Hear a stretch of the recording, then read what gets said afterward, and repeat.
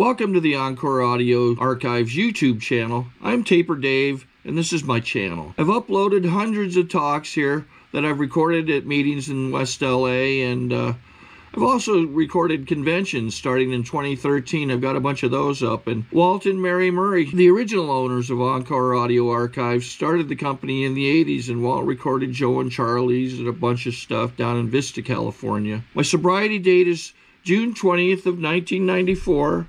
I hope you find something you like, so please like and subscribe to my channel and comment down below. If you want to hear something that I don't have or that you don't see, I'll see that I get it. Anyways, take care and have a great day if you want to. My name's Hilda. I am an alcoholic. I love Alcoholics Anonymous. And thank you, Laura, and the committee for asking me. And I love San Diego. We were down in Old Town this afternoon, and the last time we were in Old Town was probably in '95 for the World Convention. And it looked a little different today than it did then. It was packed back then. But we were tootling around like we had all the time in the world, and by the time I got back to the hotel, I had about 2 minutes to get ready. Still a little unmanageable. But never mind, we're here. The fire alarm helped me. I'll sit and wait. And, I love Alcoholics Anonymous, and if you're new, welcome. And I like to think that this time of day on a Friday, it's either the really dedicated or the unemployed and retired, right? I mean, you're the ones that came out, right? So I'm chuffed to bits that the room is nice and busy. Let's see, I was born in London. I'll save you worrying about that later. And I grew up in a pub. I really did. My grandparents owned the pub, and I am an only child and an only grandchild. And only children, like myself, are really good at entertaining ourselves. So for me, my playground was the cellar, and I loved it. I loved it. I loved everything about it. I had a thing about alcohol long before I ever drank it. I like the colors and the shapes of the bottles and the fancy labels, and I just thought they were fantastic. And, I used to line up the whiskey bottles on one side and the vodka bottles on the other, and I'd have the whiskey bottles chatting to the vodka bottles, and they'd be chatting to me, and I'd be chatting to them, and, whiskey was the bad guys and vodka was the good guys, and... all of that was still true in my 20s.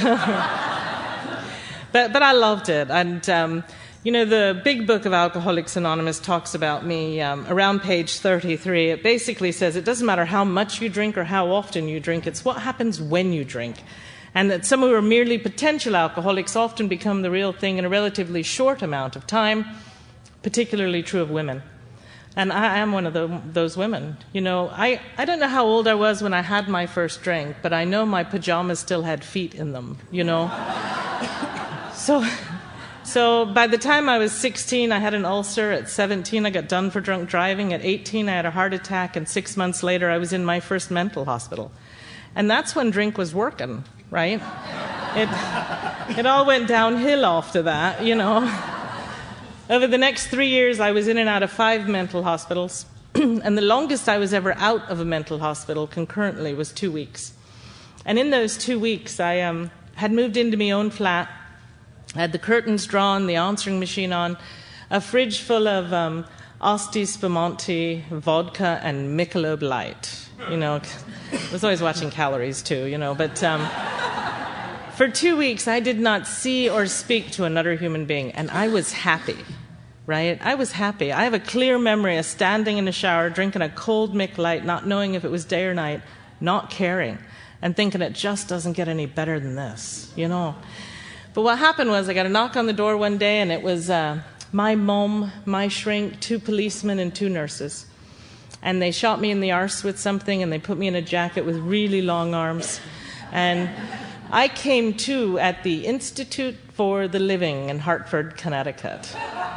And I thought I was on candid camera. I'd been punked or something. It seemed a little surreal to me because I found out I'd been committed for a minimum of a year for being a danger to myself and others.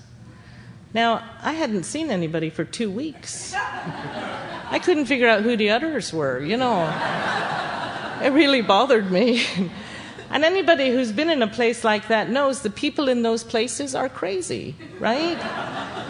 And I've always known there was something wrong with me, right? I don't think I've ever been the full ticket. You know, I honestly don't think I'll ever be a full ticket. And I don't think there's a program in the world that will make me a full ticket. What I do know is that the program of Alcoholics Anonymous has given me the tools that allow me to act as if I'm a full ticket. And I'm running with that today, you know, but at the time I knew there was something wrong and I knew they didn't know what it was. But I had this roommate and it was really obvious what was wrong with her, right? I mean, she had rage attacks. One minute she'd be fine and then she'd snap. She'd start punching out windows and going for nurses and it'd be chaos. And I'd be sitting on the bed reading, nothing going on here. I am good, you know. And they did this thing called wet packing. And all these nurses would come in, they would tackle her to the floor, wrap her in cold, wet sheets, and toddle her away. And she'd be away for a long time. Now, she had something I didn't have, and that was friends locally. And her friends used to smuggle money in all the time. So our room always had money hidden in it. So when she'd get toddled away, I'd start thinking, right? Because I'm a thinker. And I'd start thinking it seemed such a shame just to leave all that money sitting around, right? So I went AWOL on her dime. And the first time I went AWOL, I had $50 on me. And I ended up in downtown Hartford. And I had no clue what I was going to do. And this little fella wandered up to me and he said, "Psst, do you want to buy a ticket to Prince?" Now, I didn't know who Prince was. I am truly an AC/DC Black Sabbath kind of girl, right? But I'm thinking a dark auditorium, this might work, right? So I get these tickets, I smuggle in 2 bottles of vodka, I sit in the nosebleed seats, and while he did his little Raspberry Beret thing, I got absolutely legless, you know. And after the concert, I was wandering around Hartford, I ended up in the park, and it was a group of fellas passing a bottle. Winos, really. But I sat down with them, and, you know, they were good as gold. They never said a word. They just kept looking at me like stupid or crazy, right? But they let me drink with them. And as dawn came, the white van with the blue letters pulled up, Institute for the Living. And I stood up and said, I got to go, my ride's here, you know. And that's a true story. And when I got up, these fellas just looked at each other like, yep, crazy, right? You know?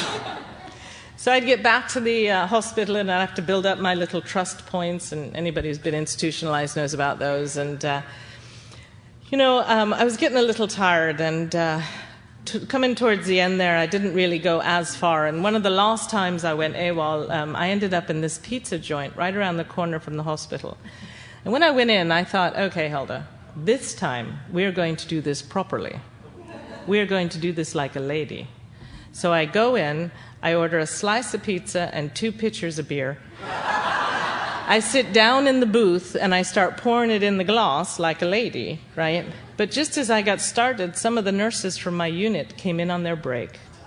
So now I'm down in the booth with the pitcher up to my mouth, trying to get as much down me as I can before I'm seen, you know. It was mad. And as my year anniversary came, I had to go before a board of psychiatrists, and my psychiatrist stood up and said, Hilda will never live in normal society. She is completely incapable. And his recommendation was that I did a minimum of another year. And it took me about 2.5 months to convince the board to let me out. So I did about 14.5 months, and when I got out, in hindsight, I think he may have had a point, right? Because I got out, I moved from Hartford to Hamden, just down the road. I got a little job, got a flat, and I met a fella. And this fella turned out to be a coke dealer. Now, I had never done coke before.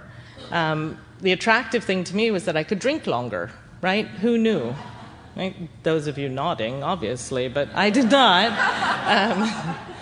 But what happened was I've got this little job at $700 a week, and in a relatively short amount of time, I have a coke habit of $1,500 a week. And when you do the math, it wasn't coming out terribly well, you know. And I was sitting on the counter in my kitchen one day. I was drinking a case of McLight at the time. I remember it like it was yesterday. And I looked out at my flat and realized I had sold everything, including my curtains, for Coke. And I thought, Hilda, if you're hanging out with people who will buy your curtains, we have a problem here. Do you know, I never touched Coke again. In fact, I'd be in parties and people around me would be doing Coke, and my head would go, remember the curtains, right? Now, I think that's what makes me a real alcoholic, because far worse things happen to me drinking than ever happen to me with Coke. And never once did my head ever say, don't drink. It never did. What it might say is, don't drink the red wine because it makes you cry. You know, stay away from the whiskey because it makes you mean.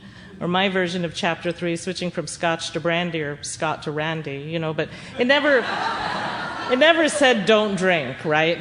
So I'm in Hamden, I get done for drunk driving, drunk and disorderly, indecent exposure, and I think, you know, England was so much better.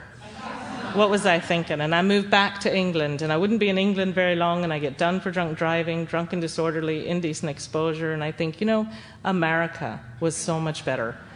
What was I thinking? You know, and that's really my drinking in a nutshell. It was always going to be better somewhere else, and everywhere I went, there I was. And one of my favorite speakers describes it as changing cabins on the Titanic, right? The view changes, but the destination is the same, right? And I have a long list of arrests for indecent exposure, and I know I don't look the type today, maybe a little, but something happens when you add alcohol to my type of alcoholic, right? And I know I'm not alone in Alcoholics Anonymous because I've heard loads of women share. But as soon as you add alcohol to my type of alcoholic, for whatever reason, I just know that you have to see my tits. Now, I tried everything for that not to be true. And I know today that it's part of my alcoholism because I don't feel the need to show them to you now, right? Just don't. So I'm back and forth, and I'm back in England, and my mate Andy, a good friend of mine, we've been friends for a very long time, his birthday was on New Year's Eve, so we started drinking on Christmas Eve, as you do. And, you know, I've always been a blackout drinker.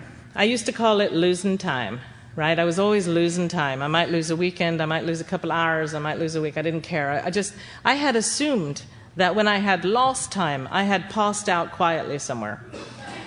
I found out that that's not true, because on the 3rd of January, the phone rang and it was waking me up, and when I answered it, it was Andy, and he asked me if I was ready to pick out rings.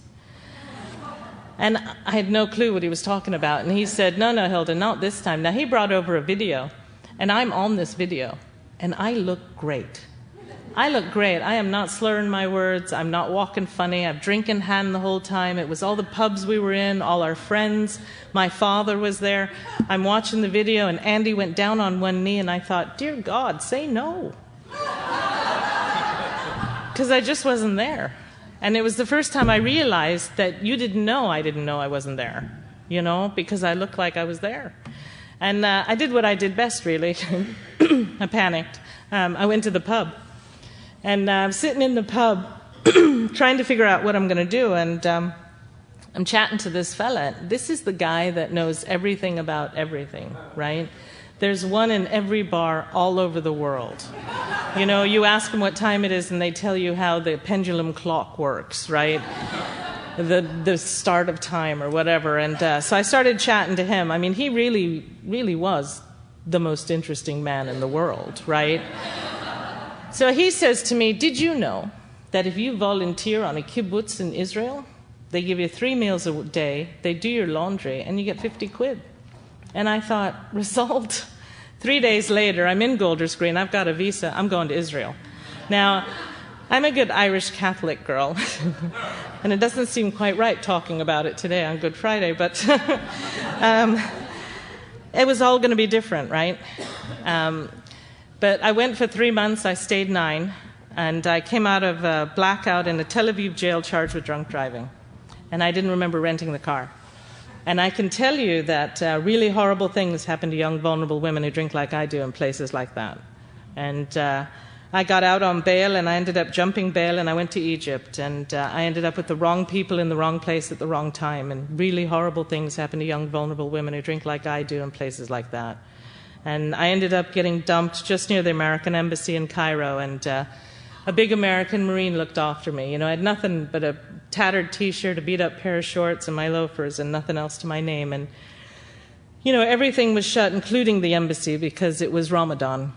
And this big Marine and his friends looked after me until the embassy opened. And, I truly believe that a non-alcoholic woman who had been through what I had been through would probably never drink again. But I'm a goalpost drinker. I'm one of those drinkers that says if it gets bad, I move the goalpost back just a little bit. I think if it gets worse, I move that goalpost back just a little bit more. I wasn't 20 minutes in the air on my way home. I thought, oh, hell, they could have killed me. I was drunk when I landed. And I had no clue that it was alcoholism. No clue at all. And the whole 80s for me are a bit like the Talking Head song, Once in a Lifetime, when he goes, this is not my beautiful house. This is not my beautiful wife. How did I get here? It's like one big long blackout with little bits of reality tossed in. And coming to the end of the 80s, I found out I was in a relationship that apparently I had been in for quite a while. And my partner was commenting on my drinking, which I just thought was rude. So I didn't know what to do, so I moved. I went to Omaha, Nebraska. I moved in with me mom, and I wasn't with me mom very long, and she started commenting on my drinking. And I really didn't know what to do, and I thought about my uncle. Now, my uncle had tried to 12-step me when I was 18 in a pub in St. Albans. And I remember him saying, Hilda, in Alcoholics Anonymous, you need never drink again. I was 18. I thought, why the hell wouldn't I want to drink? But he could see exactly where I was going. And fast forward, it's all gone horribly wrong. And I thought of him because he was still sober in Alcoholics Anonymous. Now, my uncle was what I thought a real alcoholic was, right? I mean, my uncle went to prison. I only ever went to jail, My uncle went to detox centers. I only ever went to mental hospitals. So in my mind, he was what a real alcoholic was, and he was still sober. So I thought I'd give it a go. So I went to my first meeting of Alcoholics Anonymous on New Year's Eve, 1989. I picked New Year's Eve because I truly believe no alcoholic would quit drinking on New Year's Eve. I know today only alcoholics mark the calendar, right? Non-alcoholics never think about what day they're going to stop drinking. They don't put little X's on the calendar. That thing, virgins don't go for pregnancy tests. It just doesn't happen, right? So I didn't know that then. So I toddled along to this meeting, and it was a really little meeting, and it was New Year's Eve, and they were talking about he's the father and we're the children, and I thought I was screwed. Because I know that can't be the answer. I've always been a seeker. I mean, Israel, please, right? So I know that can't be it. So I can't hear anything else in the meeting. So I started taking everybody's inventory by their shoes, because I can't look at you either. And this fella sitting next to me had on the biggest pair of cowboy boots I had ever seen. And I remember thinking, I wonder if his IQ is any bigger than his boot size, tearing these people to shreds. And after the meeting, I made a beeline for my car, and this big dumb cowboy followed me out. And he said, have you got a big book? I said, of course I have a big book. Doesn't everybody have a big book? Now, I wouldn't have known a big book if you beat me with it, but I couldn't tell him that, But without missing a beat, he went to his truck, and he gave me his big book. And it really affected me because nobody had seen through me like that, So as I went to get in my car, this little old woman ran up to me and said, did you know if you go to a lot of meetings and you don't drink in between, you can't get drunk? Thank you.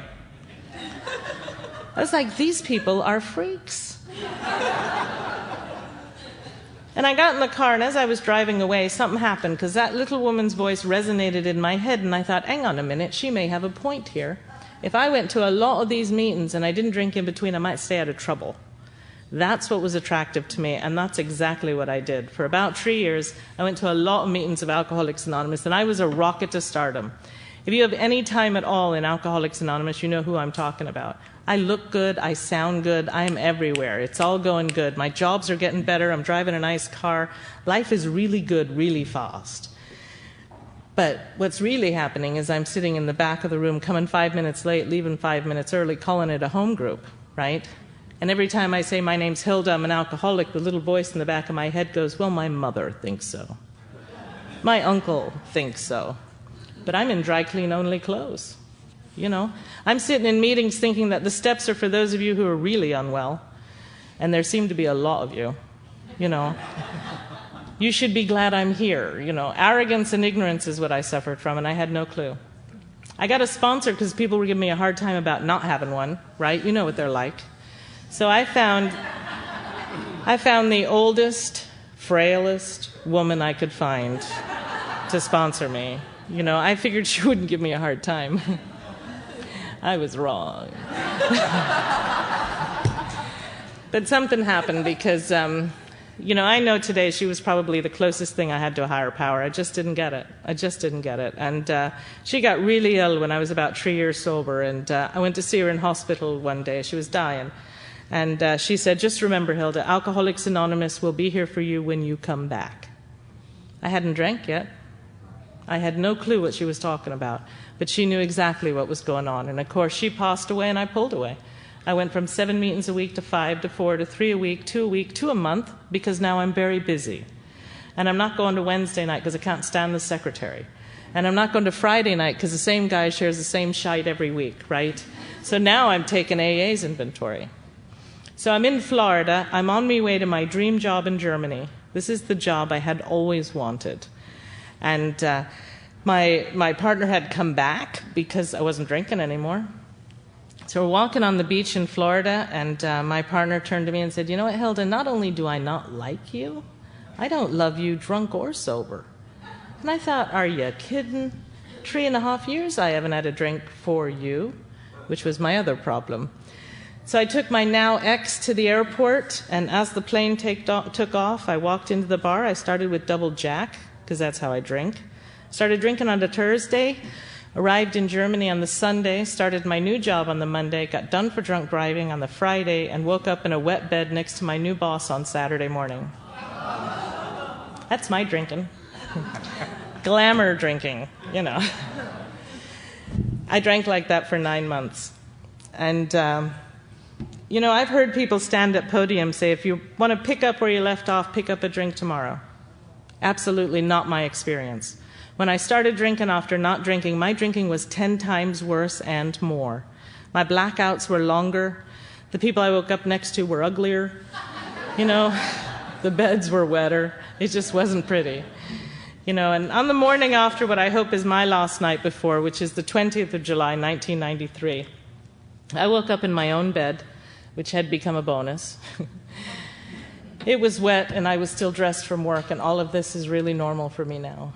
You know, I went into the bathroom, and as I was washing my face, there was blood everywhere, and I had a great gash down my face. My hose were all ripped, and I had no clue what had happened the night before.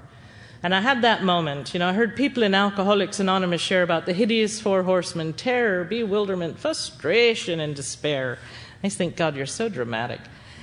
That morning, I knew who they were, and my heart broke. Not because I can't drink anymore. I drink with the best of them, thank you very much.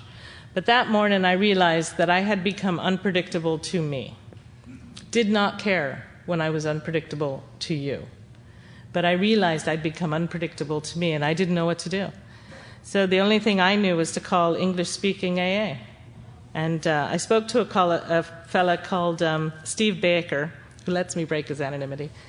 And I told him my sad old story. Poor old me, went to AA, screwed it up, wine, you know. And he said something to me I truly believe saved my life. He said, you know, Hilda, the most natural thing in the world for an alcoholic to do is drink. And that's why in Alcoholics Anonymous we do not shoot our wounded. And I believed him. It was the only reason I went to a meeting that night was because I thought he understood, you know. So I'm driving over to this meeting in Hunsbrook, Holland, and I'm thinking about the meetings in California and Florida, you know, the big speaker meetings where you could come late, leave early, and everybody would know it was your home group. I walked into this meeting in Hunsbrook, Holland, and there was 7 people in the room for an hour and a half.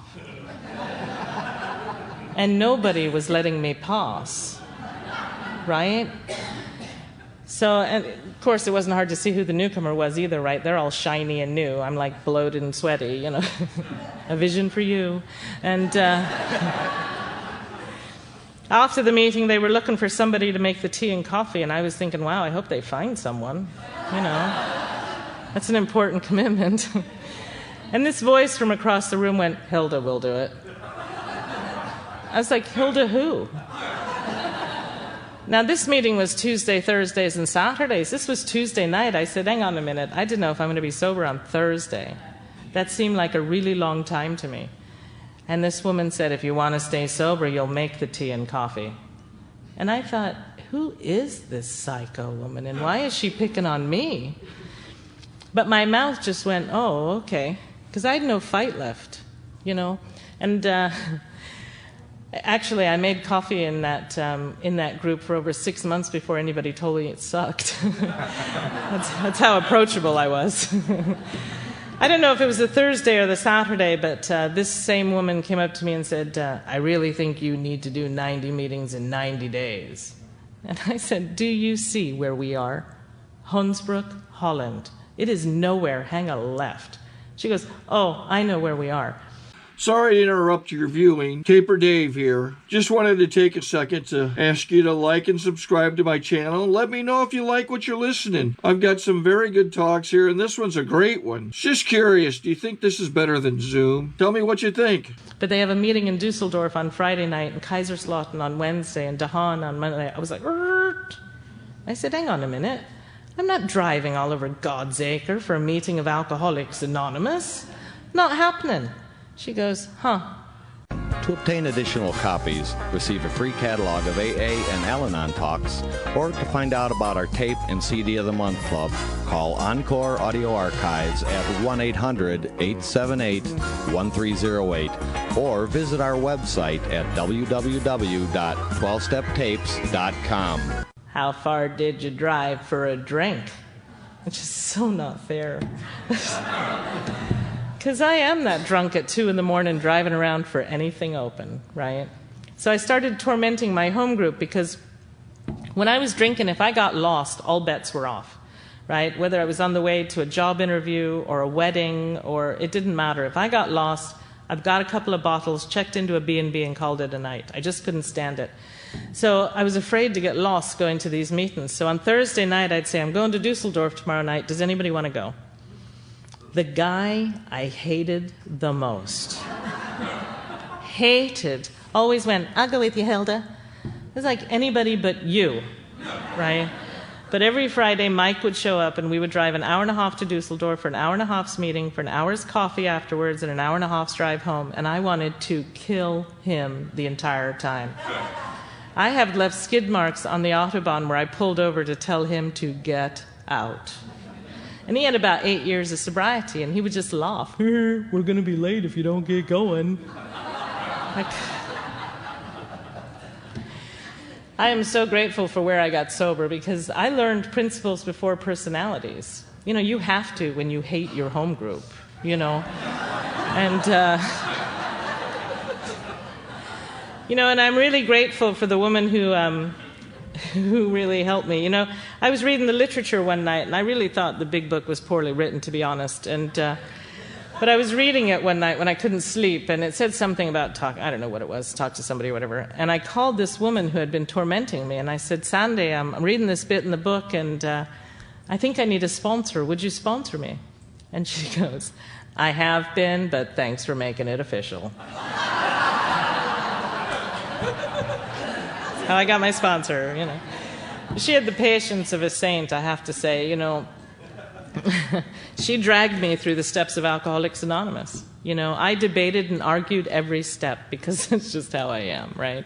We're in her kitchen reading one day, and she was in the kitchen area, and I was at the table, and we were reading something, and I said, I know what it says, Sandy, but do you know what they mean? And before I could enlighten her, her book came across the kitchen and just missed me. And I said, yes, Sandy, what you doing? And she said, no, when you read the big book of Alcoholics Anonymous, just read the black bits. There is nothing in between the lines. What they say is what they mean. And of course, I'm a mumbler, right? So I'm like, I don't know, I think there might be more to it than that, you know. I don't know how she didn't kill me, you know. But I was about 9 months sober, and my company promoted me. They were sending me to Belgium. Now, I didn't know people really lived in Belgium. I just thought it was a place on the news, you know. It's one of those country you can carpet border to border and have bits left over, you know. So I went over to Sandy's and I said, Sandy, they're sending me to Belgium. And she said, what's the problem, Hilda? I said, well, I'm only 9 months sober. I'm not supposed to have any major changes in the first year. She said, I'm really sorry, your company didn't get the memo. Pack your bags. So I moved to Belgium, and I was miserable in Belgium. I tried duvet therapy. You know, where you get home from work, get under the duvet, get up the next day and hope it all changes. It doesn't work, but I didn't drink. And I finally got miserable enough. I called my sponsor and I said, you know, I just don't know what to do, Sandy. And she said, well, I'll tell you exactly what to do. Blow the dust off your big book and get your happy little arse 20 minutes up the road to the Brussels meeting. And when you get there, I want you to share honestly. And I was like, whatever. So I go up to this meeting, and when I get there, their coffee was like sludge, and they had almost no literature. So when I shared, I told them so. And afterwards, they gave me the literature commitment, and they took me to coffee. I learned how to put my hand out. And the Brussels group were very good to me. They really saved me. And I got offered a job in London. And when I moved to London, I did it all different. I went over every weekend. I had a home group away from home. I had a service commitment waiting for me when I got there. People in AA helped me figure out where to find a flat. And it all went really smooth. And I learned a little bit about that, trying to do something different for a different result. I had heard you talk about that, but I'd never actually done it, you know. And I was in London. I was about, I don't know, 2.5 years sober. And we went to a convention in Ireland. And I heard this speaker in Ireland say, you can do absolutely anything you want to do in Alcoholics Anonymous if you're willing to pay the price and do the work. I thought, okay. So I go back to London that weekend, I quit my job, I went on the dole, and I started applying to university. Because I thought I wanted to go into a helping profession. I was going to help people. 2.5 years sober, it never dawned on me that I don't like people enough to want to do that. I didn't know that then. I know that today. So I'm on the dole. It's really hard to get into university in London, and I was about 4 years sober when I finally got accepted, and I got my first motorcycle and my first tattoo. And I was 4.5 years sober at a motorcycle accident, and I got a bigger bike and a bigger tattoo. And you know, it hasn't really been textbook sobriety, but it really worked for me. You know, I suited up and showed up, and I threw myself into Alcoholics Anonymous. And I was about 6.5 years sober, and as I was leaving to go to a convention in the south of England, the phone rang. And it was my mom. And my mom had been diagnosed with breast cancer. And she asked me if I would come out to California when she had her operations that were coming up. They were coming up in a couple of months. And I said I would. Now, that may not seem like a huge deal to you, but it was massive to me because nobody in my family ever gave me bad news. You know, if anything bad happened, I went on a bender, so now I'm missing and they have the bad news, you know.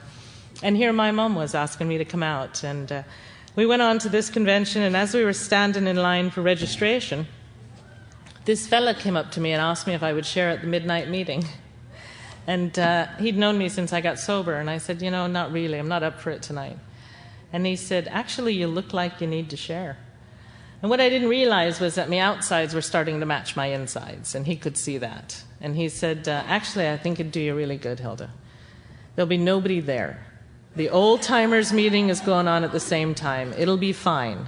I was like, fine, whatever. So I go to this midnight meeting, and I walk in the room. There's about 250 people in the room. And I cried for the first time in 6.5 years in Alcoholics Anonymous when I shared about my mom. I had never cried in Alcoholics Anonymous. In fact, when you cried, I used to tap your knee, you know, sorry. I had no frame of reference. I had nothing. I cried when I shared about my mom, and something happened to me that night. The fellowship of Alcoholics Anonymous touched me that night. Because a guy I barely knew stood up in the back of the room and offered me a flight to Los Angeles if I couldn't afford it. It was the first time I realized I was part of something bigger than a meeting, that I was part of a fellowship, and that I was in the middle of the bed. And when her operations came up, I did come out to California, and I had spent my entire sobriety asking my sponsor, how do I make amends to this woman, my mother?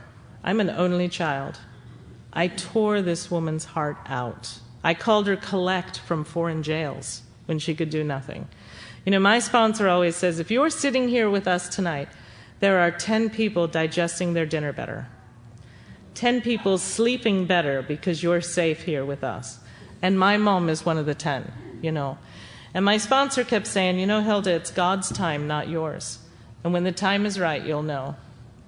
So I went down to Pasadena when she had her operations, and the old 202 club used to be right across the street from Huntington Hospital, and when she would sleep, I would run across to a meeting and make sure I was there when she woke up, and I was there when she went to sleep. And oddly enough, and we have a friend who says, is it odd or is it God?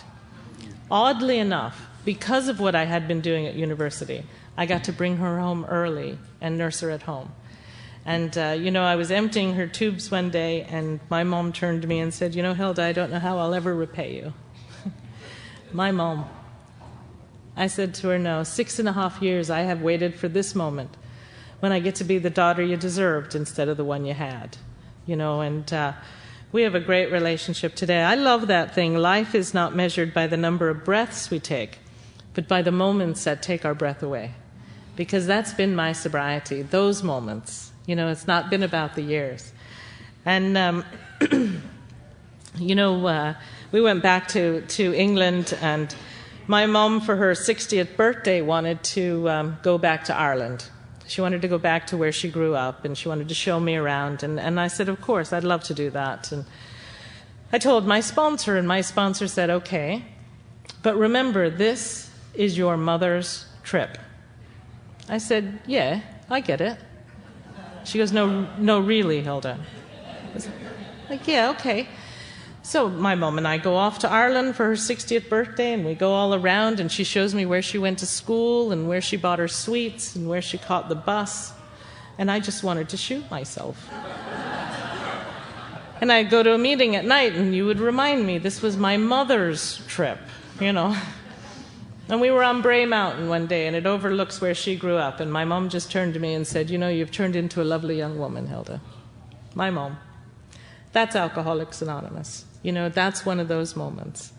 And we were in London in August of 2001, and I was working, my head office was in New York, and we were in the London office. And I went out in August and met with my bosses and found out that I was getting a promotion. I was going to be a god. And it was about time, right? I knew they'd see my worth sooner or later, So I was getting promoted. And corner office, the whole bit. I was chuffed a bit. So when I traveled to New York, I used to go from the office to the hotel, to a meeting, to the hotel, to the office. That was my entire week in New York. And as I was walking to the meeting that night, I called my partner, who is 3 months longer sober than I am, and will tell you so. I said, pack it up, babe. We are moving to New York City. I'm going to be a god. And Julie said, of course you are. Why don't you call me after the meeting? And I was like, you're not getting this at all, So I go into the meeting, and I can't afford to be anonymous in Alcoholics Anonymous. So I try to go to the same meetings in the same place when I travel so that people get to know me. And I go to this meeting, and it's the meeting I'm always in when I'm in New York, and I sit down in my seat. And this little fella comes over, and he taps me on the shoulder, and he says, do you remember me? And I said, no, I'm sorry, I don't. And I'm thinking, why would I know this kid? I'm going to be a god. And he tapped me on the shoulder again, and he said, you shared at my very first meeting, and I'm a year sober tonight. And it meant the world to this kid that I was in town on his anniversary. And I realized in that moment that it wasn't about being a god. It wasn't about the corner office. It was about being of service. Being of service in Alcoholics Anonymous, being of service to my mother, being of service. And I went back and I turned down the promotion and I went back to London. And a month later, the towers disappeared. And I got to be of service to my company because for 36 hours, we answered the phones and checked people off a list for those who were safe. Everybody else in the office went to the pub to watch it on telly. Because of Alcoholics Anonymous, I stayed with a small handful of people so that somebody would answer the phone to let them know they were okay. You know, I feel so privileged to have been able to do that. And when I was about 8 years sober, we moved out to California. Came on a 5-year plan. We stayed 7. You know how that goes. And, you know, Southern California changed my entire sobriety. I had been to the World Convention down here that I was talking about. We came out in 1995 from London. We flew over. And when we were in the Jack Murphy Stadium and there was all these people and it was really, I don't like crowds, you know, the whole thing. I was like, this isn't going to work. And I heard this woman share at the podium and she shared about the price of her dignity. She said, you know, if the bartender had said, drink this and lose your dignity, she'd have said, make it a double and buy him one too. And I got it. I got it in that moment. I knew exactly what she was talking about. And I spent probably the next 8 years quoting a woman who I had never met. Didn't know who she was. But I quoted her because it changed my entire sobriety. So we moved out to California when I was about 8 years sober. And I went to this meeting when I was about, I guess, 10 years sober. But I went to this meeting and my friend recommended it, and she took me around and introduced me every week. And every week, this one woman remembered my name. She'd say, hey, Hilda, it's good to see you again. I mean, there's a lot of people in this meeting, which is now my home group. And it really, I loved that when you spoke to her, she was present. And I thought, that's what I need. That's what I need in a sponsor. So I said to my friend, I'm thinking of asking that woman to sponsor me. And my friend said, well, why don't you get her CD and see if you have anything in common? And I was like, perfect. So I'm driving home from the meeting, I pop in the CD, and it is the Dignity Woman from San Diego. She's a member of my home group, and I had no clue. I didn't even know what her name was. And so I stalked her for a while, as you do, and finally asked her to sponsor me. And, you know, she completely changed my sobriety because she asked me what my primary purpose was. And, you know, I'd lost that somewhere along the way. And she said, you know, page 77 says maximum service to God and our fellows.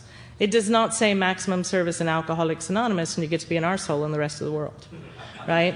It says maximum service to God and our fellows. And I've never been busier in Alcoholics Anonymous, and I love it.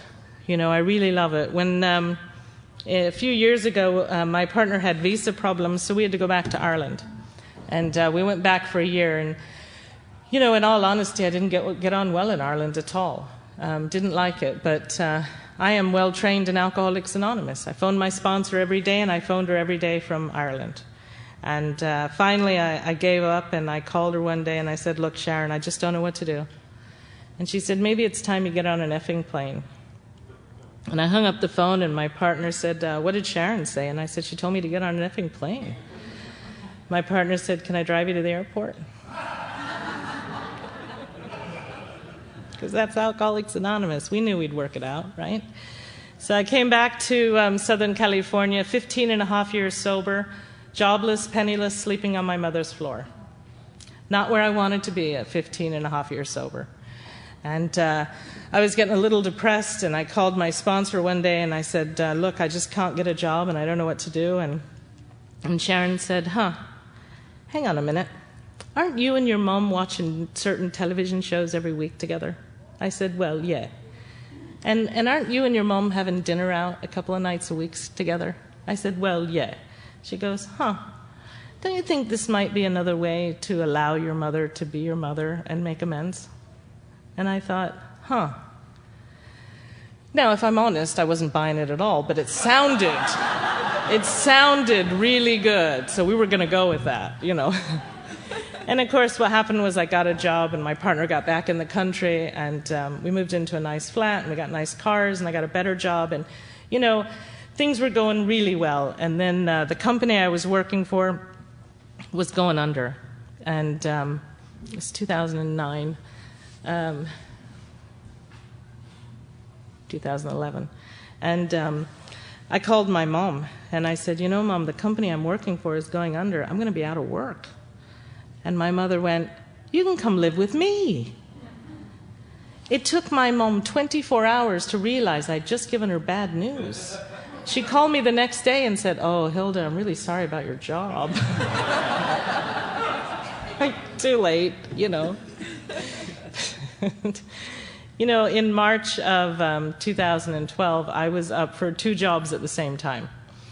One was with unmanned drones for the military, and the other one was with the Spirit of Giving.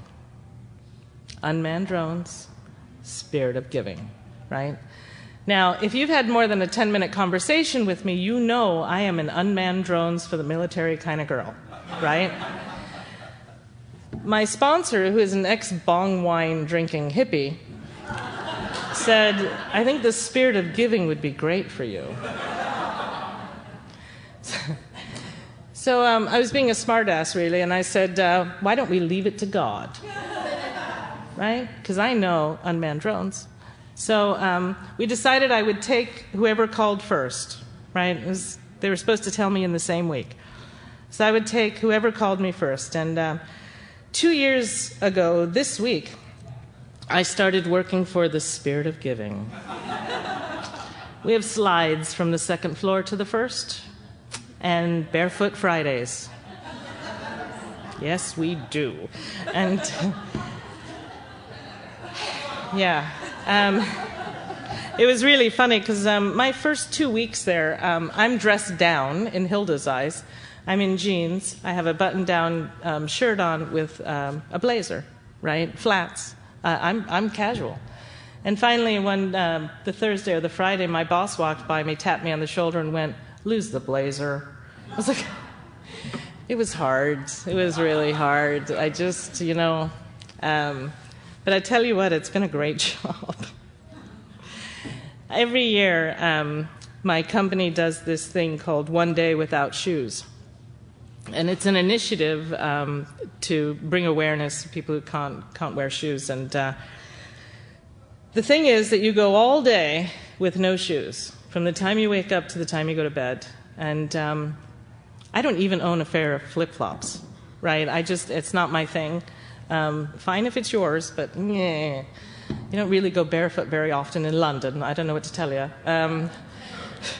So I went to get a pedicure, right? Because everybody at work was saying, you should get a pedicure, get a pedicure, get a pedicure. I'd never had a pedicure, so I went to have a pedicure. And I go in my lunch hour, and I go in, and I say to the woman, can I get a pedicure? And she goes, pick a color! And I was like, picking a color, picking a color, picking a color, right?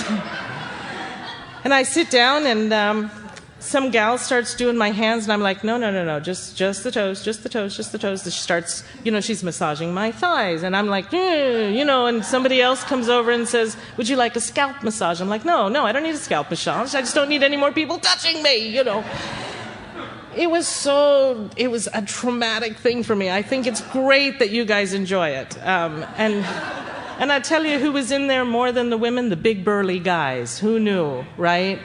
So I did I got a pedicure. So I'm talking to one of my sponsees that night, and I said, geez, I got a pedicure for tomorrow for the One Day Without Shoes. And she went, oh, damn, I wanted to go with you. And I went, that's really kind of you to want to come and support me. She goes, no, I just wanted to see you squirm. It's like, that's just wrong, And the other thing my company does is on your year anniversary, they send you on a giving trip, because it's what we do, we give. And you go to a third world country. And I remember when I took the job, I had called Sharon and said, I don't know if I'm going to be able to do this. And she said, well, have a little faith that maybe in a year you'll be able to go and do this, because I'm a Marriott girl. I'm not really a third world country kind of girl. And I figure I did my time, but she said, let's just see how it goes, And last May, last year in May was my year anniversary to go on my trip, and I ended up going to Honduras. And I have to tell you, I'm not that gal. I'm not that gal. I did a week unplugged, completely unplugged. And every morning we would get up and go to breakfast, and then we would just get in the van. We never quite knew where we were going. And we went to this remote area in Honduras where they're direct descendants of Mayans, and the government doesn't acknowledge them, and their schools don't have water and, you know, electricity. And we were taking all these shoes there, and, you know, my heart cracked open just a little. You know, we put the shoes on this little fella, and across the valley you could see him going up the path. He had his new shoes in his hand, and he stopped and he turned and he waved, and my heart cracked. I'm not that gal, you know. I really, when I got to Alcoholics Anonymous, did not qualify for the third tradition. You know, I had no interest in stopping drinking. I really just wanted to stay out of wet beds with ugly people, you know. And of course, the one day without shoes is coming around again. And I get to go get a pedicure again. And, you know, let's hope we have a little bit more growth over the year, you know. But, you know, it's been a fantastic job for me, and I would have missed it. You know, I almost missed it. You know, I am a true believer in strong sponsorship. That has been my driving force in my recovery. You know, because my sponsor has no interest in my feelings and makes that very clear. But her direction has never steered me wrong. You know, and my first sponsor was the same. I'm just product of really strong sponsorship. You know, my first sponsor drank at 21 years sober. And we were in a meeting in Palm Springs one day, and the gal who shared summed it up lovely for me. She said, be nice to the newcomer because they may be your sponsor one day. And at the time, it didn't make any sense to me at all. And when my first sponsor, Sandy, drank, I suddenly realized what it means. You know, we're not immune from drinking. I have to keep doing more today than I did yesterday. I'm busier in Alcoholics Anonymous now than I have been in most of my sobriety. You know, the one thing I can't ever take away is the foundation that my first sponsor gave me, because she gave me solid foundation in Alcoholics Anonymous. I believe there's many different brands of sobriety, and whatever works for you I think is fantastic. But I am a big book girl. If it's in the book, that's where I'm going. And, you know, I am grateful for one of the things that Sandy told me that I've always held on to. And she said, you know, Hilda, always remember that Alcoholics Anonymous is not high school. It is not about being popular. It's not about looking good or sounding good. It's not about stopping swearing or starting swearing or stopping smoking or wearing a skirt or not wearing a skirt or, you know, getting the guy, getting the girl, getting the job, making money, losing money. She said, Alcoholics Anonymous is about staying sober and trying to help somebody else do the same. That's it. She said, if you get any more than that, it's fluff.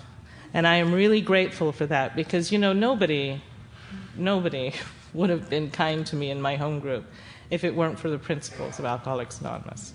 You know, if being popular or being friendly were a requirement in Alcoholics Anonymous, I would never be asked to speak anywhere, you know. A little better today than it used to be, but it took a long time. I was unapproachable. The big book talks about an unlovely creature, you know. I love Alcoholics Anonymous, and I have to tell you that when I came to Alcoholics Anonymous, I came to you a lying, bedwetting whore. And somewhere along the way, you have turned me into a good friend, a loving, a monogamous spouse, and a true daughter to my mother, and for that I thank you.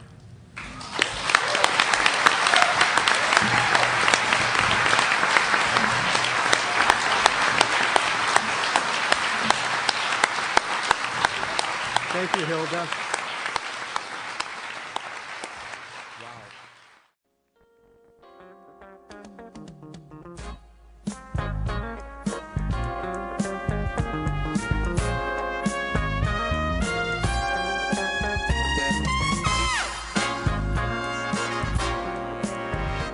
hope you've enjoyed this recording. To obtain additional copies, receive a free catalog of AA and Al-Anon talks, or to find out about our Tape and CD of the Month Club, call Encore Audio Archives at 1-800-878-1308, or visit our website at www.12steptapes.com.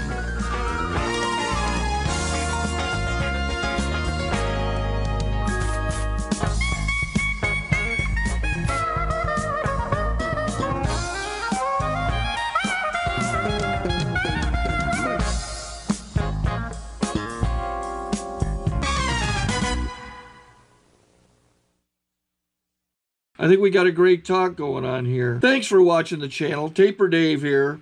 Just curious, do you think this is better than Zoom? Okay, this is how I prepare my drone for launching.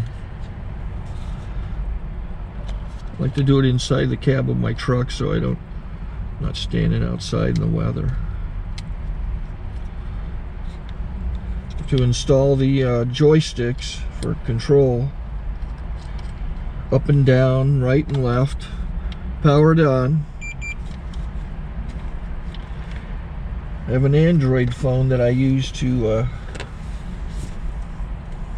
connect it to the drone with, and it's actually controlled through the iPhone, through an app. Oops, wrong way. It's actually controlled through the iPhone, or through this Android phone, through the app. It's actually controlled through the Android phone, through an app, and you connect it through this short connection right here.